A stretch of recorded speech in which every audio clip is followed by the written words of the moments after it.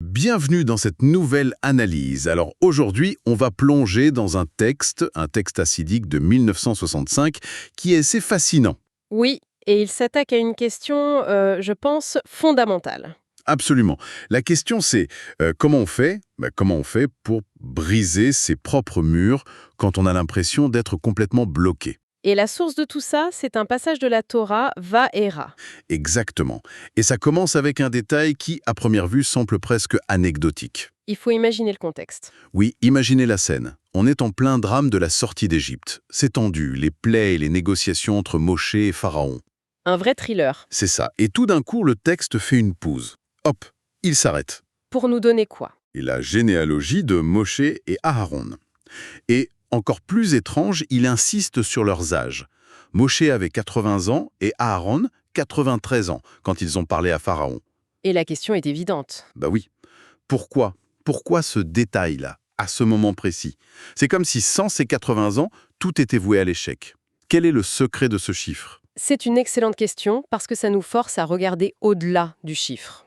Le texte de 1965 nous dit que pour comprendre, il faut d'abord réaliser que notre intellect n'est pas monolithique. Ah, intéressant. Il y a en fait deux systèmes d'exploitation, si on veut, qui tournent en nous. Le texte les nomme Tevuna et Bina. J'adore l'image. Deux systèmes d'exploitation. Un peu comme avoir deux logiciels différents qui font des choses différentes. C'est une très bonne analogie. On pourrait aussi prendre celle de l'utilisateur face à l'ingénieur. D'accord. La Tevuna, c'est l'intellect de l'utilisateur. C'est l'intelligence pratique, celle du quotidien, orientée résultat. Comment je fais pour que ça marche? Comment je me débrouille dans le monde tel qu'il est. Exactement. D'ailleurs, la tradition dit que le monde a été créé avec cette logique de Tevuna, cette rationalité, ce mode d'emploi. Donc la Tevuna, c'est l'intelligence de l'adaptation, de la gestion du système de l'intérieur. C'est ça. Mais il y a un autre niveau, c'est la Bina, l'intellect de l'ingénieur. L'ingénieur. Lui, il ne se contente pas d'utiliser la machine, il en comprend les principes. Il ne se demande pas comment, mais pourquoi, Il peut la démonter, la réparer. voire la réinventer. Sa compréhension est par définition à un niveau supérieur, en dehors des règles du jeu de la machine. C'est l'idée de pouvoir débugger le système, c'est ça. Et les sources nous donnent un exemple très concret du Talmud, avec cette histoire de châle de prière, de Talit. Oui, tout à fait. L'exemple est très parlant. Dans un débat, l'intellect Tevuna se focalise sur le problème pratique du talit, le tissu, les règles, Il cherche la solution concrète. voilà. Alors que l'intellect Bina, lui, il utilise ce cas pour s'élever. Le talit devient la porte d'entrée vers le principe divin qui est derrière. Il ne résout pas juste le problème, il en comprend la racine. Et là, si on revient à notre histoire de sortie d'Égypte, Tout s'éclaire. Mitzraïm, l'Égypte, c'est le symbole de l'enfermement, de la limitation, un système clos. dans ce système, la Tevuna est très utile. Pour survivre, oui. Pour s'arranger, pour mieux vivre dans la prison. Règle de la prison. Il faut la Bina, l'intellect de l'ingénieur qui comprend comment la prison a été bâtie et peut donc en voir les failles. Et c'est là qu'interviennent les 80 ans de Moshe. Exactement, ce n'est pas une question d'âge biologique, c'est un symbole. C'est la maturité spirituelle qui donne accès à ce niveau de Bina. C'est l'âge où on acquiert la perspective transcendante nécessaire pour lancer une libération. C'est fascinant. Donc, 80 ans, c'est le mot de passe pour le mode ingénieur. Mais alors que je crois comprendre, le texte ajoute une autre couche, encore plus profonde. Ah oui, Il dit que, même avec cette bina, Moshe n'agissait pas seul. Sa force venait d'ailleurs, des premiers patriarches, les Avot Harishonim. Ça devient encore plus mystérieux. oui, là on descend encore plus profond dans la salle des machines. Si la Bina est l'ingénieur, Qu'est-ce que c'est ça? c'est la source d'énergie elle-même. Le mot premier, rishonim, est une allusion à un concept qui est au-dessus de tout. Le Keter, la couronne. Au-dessus de l'intellect. Même de la Bina. Oui. Le Keter, ce n'est pas une pensée, c'est la volonté essentielle de l'âme. C'est une force pure, brute, innée. L'étincelle originelle. Attendez, que je suive bien. On a la Tevuna, l'utilisateur, la Bina, l'ingénieur, et maintenant le Keter, ce serait quoi? La centrale électrique qui alimente toute l'usine? C'est exactement ça. C'est pré-intellectuel. Le texte utilise une image magnifique pour ça. Laquelle? Il compare cette force à celle du jour de notre naissance. Le jour de notre naissance, notre âme se révèle dans sa puissance brute, avant toute expérience, tout apprentissage. Un don pur, en quelque sorte. Une énergie fondamentale qui nous est propre. Le Keter, c'est cette connexion à notre racine la plus profonde. Donc si je résume, une vraie libération, c'est pas juste une question de réflexion, même profonde. Non, c'est une alliance. Il faut d'un côté cette puissance innée, presque inconsciente, le Keter, symbolisé par les patriarches, et de l'autre, le travail conscient de l'ingénieur, la Bina, les 80 ans de Moshe. La combinaison parfaite. La force brute sans la sagesse pour la canaliser, ce serait le chaos. Et la sagesse sans l'énergie fondamentale manquerait de puissance. Il faut les deux. D'accord, je crois que les concepts sont clairs, mais ça reste très abstrait. Heureusement, nos sources nous donnent des histoires pour illustrer ça. La première est un classique, avec le Baal Shem Tov. Oui, l'histoire de l'homme simple. C'est ça.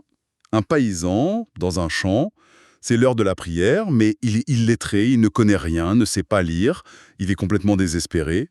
Que fait-il? Il se tourne vers le ciel et il crie « Maître du monde, je sais pas prier. J'ai pas les mots, mais je connais les lettres de l'alphabet.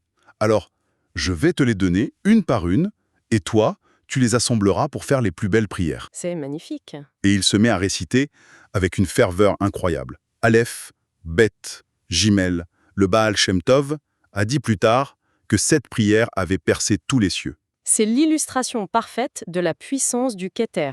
Comment ça? Du point de vue de la Tevuna, ça n'a aucun sens. C'est illogique. Ce n'est même pas de la Bina, il n'y a pas de contemplation. C'est autre chose. C'est la connexion la plus directe, la plus brute à la source. C'est l'âme qui s'exprime sans filtre. C'est cette force fondamentale. Ce qui est fou, c'est que, logiquement, sa prière est un échec, un non-sens. Mais d'une perspective plus élevée, c'est l'acte le plus puissant qui soit. Exactement. Son ignorance devient sa plus grande force. Il a court-circuité tout le système pour se brancher directement à la source d'énergie, La force des premiers patriarches. qui agit à travers lui. C'est fascinant. Mais comme on l'a dit, il faut une combinaison. Qu'en est-il de l'autre côté, de la fameuse sagesse des 80 ans, la Bina? On a une autre histoire pour ça, plus moderne, non? Oui, tout à fait. C'est l'histoire d'un homme qui approche de ses 80 ans. Il va voir le rabbi de Lubavitch. Il est complètement abattu. Et que lui dit-il? Il lui explique: « Je suis trop vieux. J'ai plus la force de commencer quoi que ce soit. C'est fini pour moi. » Une plainte très humaine, on peut le comprendre. Bien sûr. Et le rabbi, nous dit la source, lui sourit et il recadre tout. Il lui dit: « Trop vieux, au contraire. 80 ans, c'est l'âge pour la bravoure, les gvoura. C'est maintenant que votre vraie force commence. » C'est un retournement complet de situation. Totalement. Il lui explique: « Toute votre vie, vous étiez dans la tevuna, la gestion du quotidien. Maintenant, vous êtes libre d'atteindre la bina. C'est le moment de construire. » Et l'homme est reparti transformé, c'est ça? L'histoire raconte qu'il est sorti de là, a trouvé des fonds et a fondé une grande institution éducative qui existe encore aujourd'hui. C'est le miroir parfait de la première histoire. Le paysan accède à la force par la simplicité, et cet homme accède à une force de construction par sa maturité. C'est exactement le pouvoir de la bina. L'âge n'est plus une limite, une fin, mais un seuil. Le rabbi l'a aidé à passer du mode utilisateur de sa vie, qui voit la vieillesse comme un bug, Au mode ingénieur, qui la voit comme une nouvelle fonctionnalité, une perspective unique. Il est sorti de sa prison du « c'est trop tard ». il a transcendé sa situation pour créer quelque chose. Alors, si on rassemble tout ça, qu'est-ce que ça veut dire pour nous au quotidien? Le texte est très direct là-dessus, hein. Oui, il dit que chacun est un petit Moshe. Et que chaque jour, on a l'occasion de sortir de notre mitzrayim personnel. Nos peurs, nos habitudes, nos angoisses. Absolument. Et la leçon pratique, c'est une sorte de feuille de route en 2 temps qui intègre ces 2 forces. Un vrai protocole de libération. D'accord. Alors, quel est le premier pas de ce protocole? Le premier pas, c'est de se connecter au Keter, se souvenir de notre racine. Concrètement, ça veut dire quoi, Sanquero? Ça veut dire prendre un instant, le matin par exemple, pour se rappeler qu'on n'est pas juste la somme de nos problèmes. On a une âme, une essence, dont la puissance est infinie. Elle n'est définie par aucun défi matériel. C'est se dire, ma source d'énergie est intacte, peu importe l'état de la machine. C'est exactement ça. C'est un acte de foi en cette force brute qui nous habite. J'aime beaucoup cette idée. Ce n'est pas de l'autosuggestion, c'est se reconnecter à quelque chose de réel. Et la deuxième étape? La deuxième étape, c'est d'activer la bina. C'est refuser de fonctionner en mode utilisateur toute la journée, en pilotage automatique. Ne pas juste cocher des cases. Voilà. Il s'agit d'injecter de la conscience.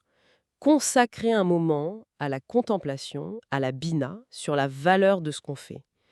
Passer de la question comment je fais ça à la question pourquoi est-ce que je fais ça. Quel principe plus élevé est-ce que je sers en faisant ça? Oui, même pour la tâche la plus banale. Et la source termine avec un exercice très concret, un défi pour la journée. Une invitation à l'action. Aujourd'hui, en apprenant ou en faisant quelque chose, ne le faites pas juste pour vous en débarrasser. Prenez une seule minute de Bina.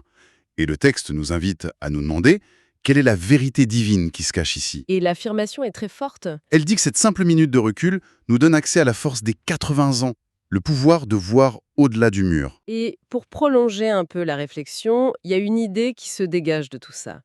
C'est que nos limites, notre mitraïm, sont en fait, Une construction. oui, basées sur une vision du monde limitée à la Tevona, à cet intellect qui ne voit que les murs, les règles du jeu. L'idée un peu provocatrice, c'est que peut-être les murs de notre prison ne sont pas si solides. Ils sont faits de notre perception. Voilà. Ce qui amène une question assez vertigineuse. Je vous écoute. Que se passerait-il si on abordait systématiquement nos défis, non pas de l'intérieur du problème, mais toujours depuis cette perspective des 80 ans de l'Abina, cette vision qui, par définition, est déjà à l'extérieur des murs. Hmm. Peut-être que la sortie, ce n'est pas une porte à défoncer, mais juste un pas à faire de côté. Un pas de côté pour changer de perspective. Une pensée vraiment fascinante pour conclure notre analyse. C'est la fin de cette exploration. Merci de nous avoir rejoints.